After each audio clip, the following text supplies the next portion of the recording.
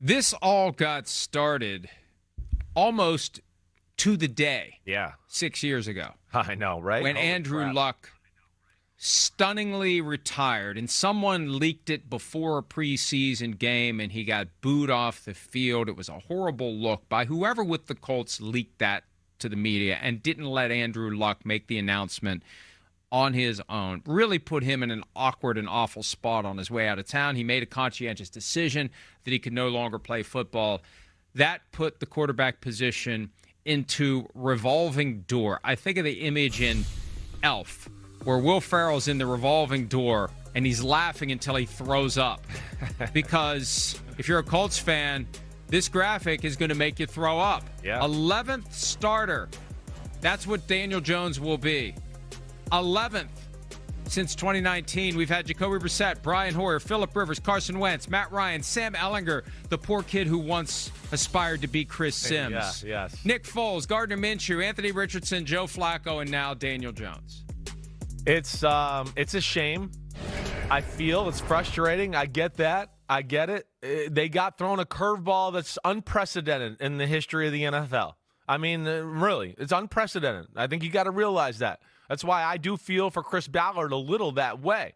I mean, it's a guy that was in the prime of his career and is one of the 5 best quarterbacks in football, and you're sitting there going, man, our team's ready. Oh, my gosh, and this guy's our quarterback. Watch out. I mean, watch out. So for him to retire out of nowhere, yes, one, stinks because you lose a franchise superstar quarterback that's special.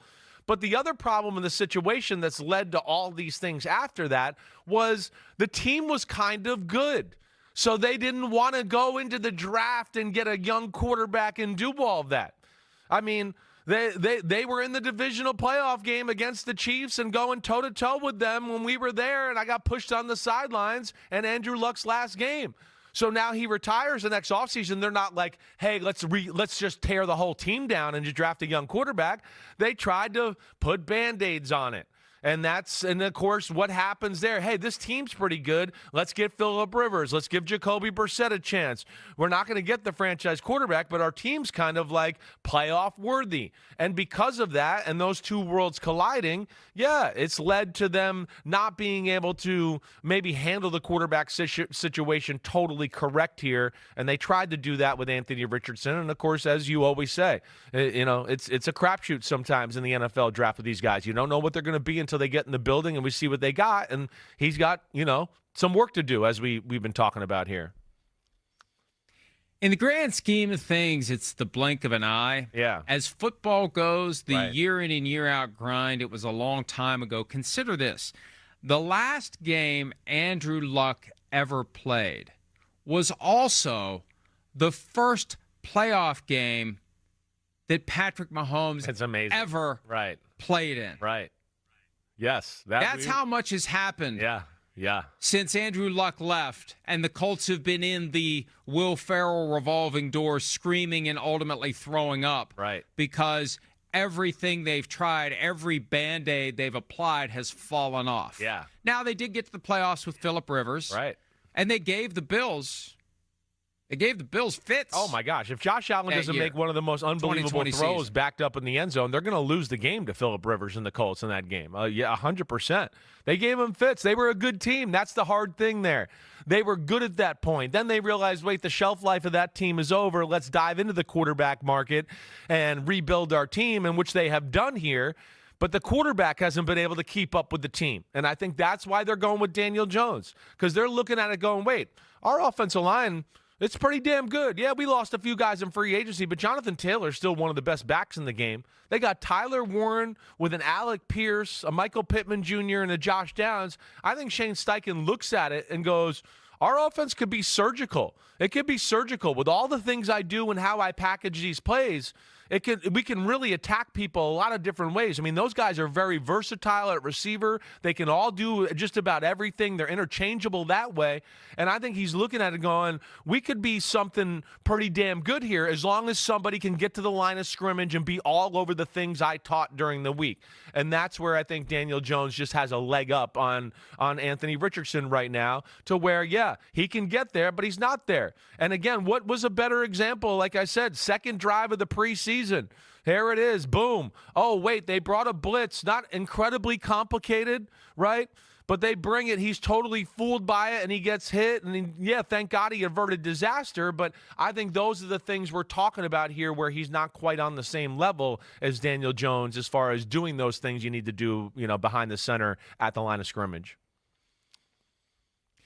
And we'll see where it goes. And look, saying that he's going to be the starter for the full season, who knows whether or not that is the thing that will work and will apply. If they lose enough games and they're feeling desperate and they have to do something, that level of desperation kicks in, and it could be Anthony Richardson back on the field.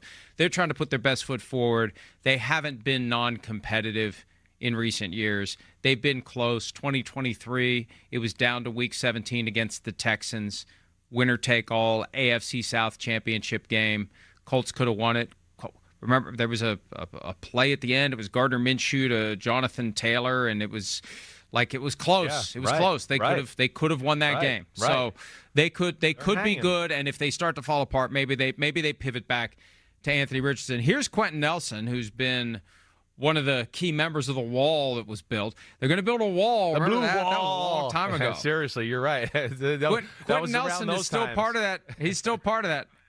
He's been there through all of this as the revolving door has shattered the blue wall. Here he is on whether or not it's frustrating to have yet another quarterback switch. I would say so. I think I'd be lying if I said it wasn't. You look around the league and see just like the consistency of having like Patrick Mahomes or like a quarterback behind you that's like been the franchise player for years and years and years, and getting to build that chemistry with that quarterback year after year is something that there is an advantage to when it comes to O-line play. So to answer your question, Yeah. One team has had Mahomes the entire time since Andrew Luck has retired. Another team has had Josh Allen the entire time. Another team's had Lamar Jackson, except when he was injured late in the season a couple of times. Joe Burrow, been the Bengals quarterback, except for his torn ACL and other injuries, the wrist, etc.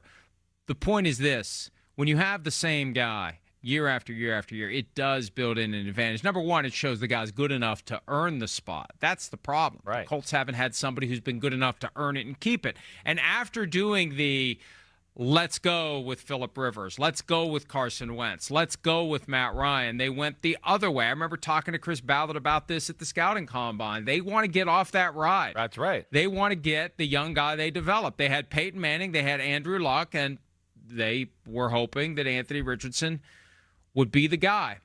So far, not. To their credit, they're willing to admit it.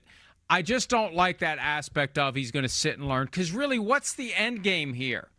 You make him the starter next year in the final year of his contract? What do you do? Like, how do you get to that point mentally where, let's say we get through this season and Daniel Jones leaves in free agency. He wants too much money. Somebody else wants him. The Giants want to bring him back. I'm kidding.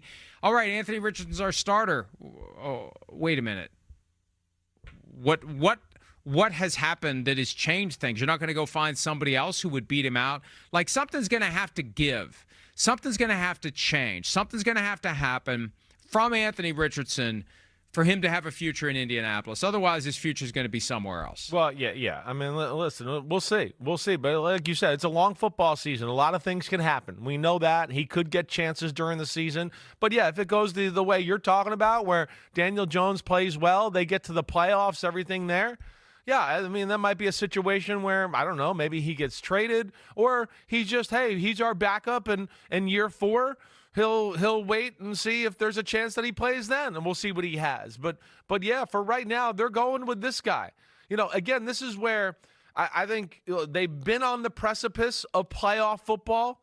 They last year on the precipice of playoff football with like pretty average quarterback play. A 13th ranked offense in the game with a quarterback who, what did he do? Threw 8 touchdowns and 12 interceptions and less than 50% completion percentage. To me, that just shows you how good Shane Steichen is.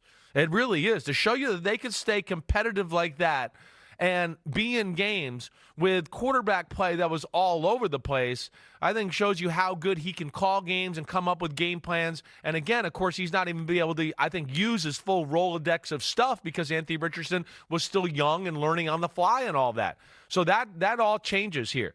And Quentin Nelson, I think with Daniel Jones, has a chance to have a guy here that can really push the offense, push the envelope of what the mentality is and the scheme of the offense and everything there to reach their full potential, and we'll see if they can take advantage of it.